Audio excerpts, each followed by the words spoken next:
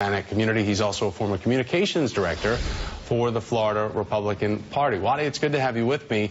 And what's your first reaction about the fact that Donald Trump accepted this invitation from Mexico's president, and what type of signal, if any, that this sends to American Latino voters?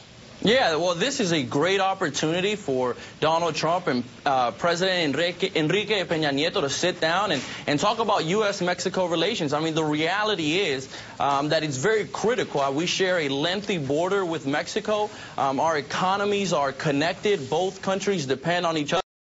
Imports and exports, and if I'm a Hispanic small business owner, if I'm an entrepreneur, I'm always looking for opportunities to partner up and make sure that we have free market principles. So I think they're going to be looking to see what is the outcome here, but they're also going to pay very close attention to if there's any discussion when it comes to immigration reform. Again, I mentioned the lengthy border there. When we talk about securing the border, it's not just a national security issue, but it's also talking about drug trafficking and human trafficking. I mean, these are very key issues in our nation, and key issues that we share with Mexico. So I think Americans, Hispanics, and communities across the nation are going to be paying close attention to the outcome, of this discussion. But for the Mexican president, who's been watching the American political season play out the way that it has, and knowing that Donald Trump originated his campaign by basically bastardizing all of Mexican people as rapists and criminals, and then also saying that Mexico would end up paying for the border wall that you discussed, and also saying that NAFTA needs to be renegotiated.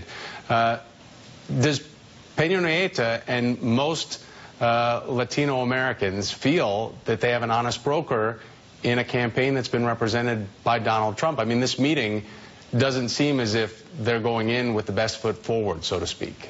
Yeah, that's a very valid question, because like you pointed correctly, I mean, there's a long list of things that we could point to, NAFTA being a very key one, but also the rhetoric that has been displayed in this campaign. And I think this is the opportunity for Donald Trump to show that he can go beyond that he can engage on a policy discussion. And it's also an opportunity for him to show that, when he said not all of them, that he really meant that the vast majority of, Hispanic Americans, of immigrants in this country, are actually hard-working individuals, people who are part of our churches, who have gone through our education system, people who contribute. So, yeah, the reality is there has been a lot of rhetoric, but I think this is the opportunity to really show that I have sound policy that actually can move the country forward. There are a lot of doubts if he would do that, but this is his opportunity, in my opinion, to really come out and show that he can go beyond the rhetoric and go beyond the tone that he has had for since he launched this campaign, really. If he could go beyond the rhetoric, do you hope then that he offers any type of an apology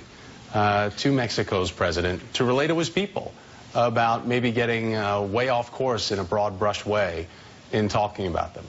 Yeah, I think he can really lay out how what he did in the past it was a mistake. He shouldn't have painted a group with a broad brush. But then again, he can really lay out how, policies like NAFTA can actually, create a strength in the relationship that we have with Mexico. I think he can talk about how we can partner together on the border. I think there is a genuine support for border security, but it has to be something that is realistic. Something that both countries can recognize, that if we can, help those who have been affected by drug trafficking or human trafficking, and that we can also reform our visa system, because we do understand that immigrants coming from all parts of the United States, many of them from Mexico, come through our legal system, and they are now contributors here in the United States. I think that's what the Latino community is going to be looking at. And that's what people just across the nation are really going to want to see outside of this meeting. All right, well, the meeting certainly has all of our attention, as well as the speech coming up tonight for Donald Trump. Wadi Gaitan, thank you, sir, the National Press Secretary for the Libre Initiative. Appreciate your time. Thank you. Great to be here.